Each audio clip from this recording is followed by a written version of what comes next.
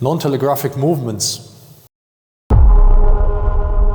Non-telegraphic movements in Jeet Kune Do. This is one of the most important things in this martial art, because without that, barely anything can work as intended. If you telegraph your movement, right, so you want to attack, the opponent can react, he can avoid getting hit. The most important thing is that you actually know your techniques, you know your structure, you know your footwork, you know your body mechanics and everything. Then you can work on those to minimize the unnecessary motion. You want to eliminate everything that is not necessary for your task, for your movement, your kick, your punch, your eye jab, or your evasion, whatever it is you want to do. When you're in on guard and you want to punch the guy, so and before you punch, okay, so you can do this from the movement, or you can do this from the relative stillness. You go like this, okay, you lower your body, okay, you shift your weight like this and you punch, or you shift your weight like this and you punch, okay.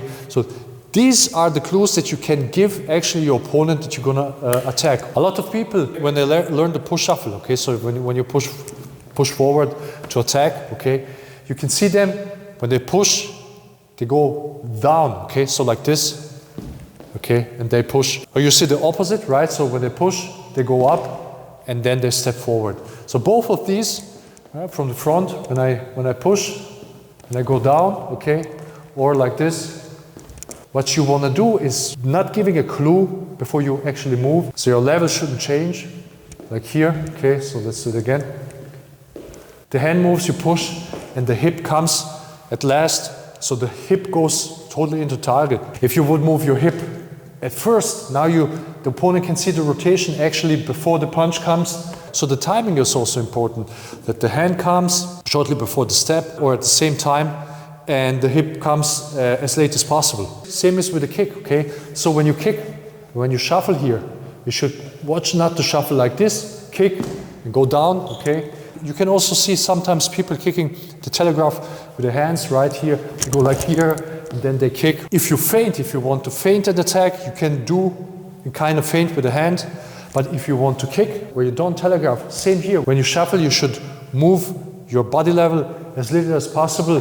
Then you can kick, okay? Even if you kick here to the head, if I'm here, I want to kick you, come like this, okay? And not like this, okay? That's totally different. These kind of attacks fail, and the people don't know, why can't I hit the guy? Well, every time when you want to hit the guy, you actually telegraph your movement, then the chances that you miss because he can react are higher. So the closer you stand to opponent, the less important it is. If you close in and you hook, you actually turn the body before the hand comes, and with the straight punches, the hand comes and the body turns after. Body follows the hand, and close in, right? So when you close in, so you turn and the hand follows. Because with the hooks, it's a little bit different how you generate power. It's different from straight punches. Sometimes you move, okay? So if you move, you bob and weave, and then you do these movements. And when you attack from this kind of motion, you shouldn't change the motion, right? You shouldn't stop and then attack. You can move, right? And then from the motion, you attack.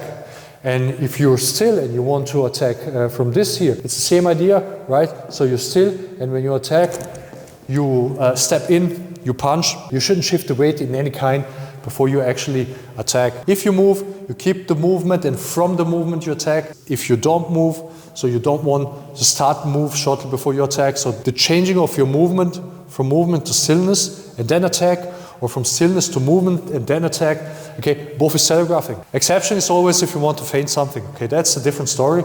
But if you don't want to feint, so you want to telegraph as little as possible, then you should really learn how to eliminate all the movements. So guys, thanks for watching, see you next time.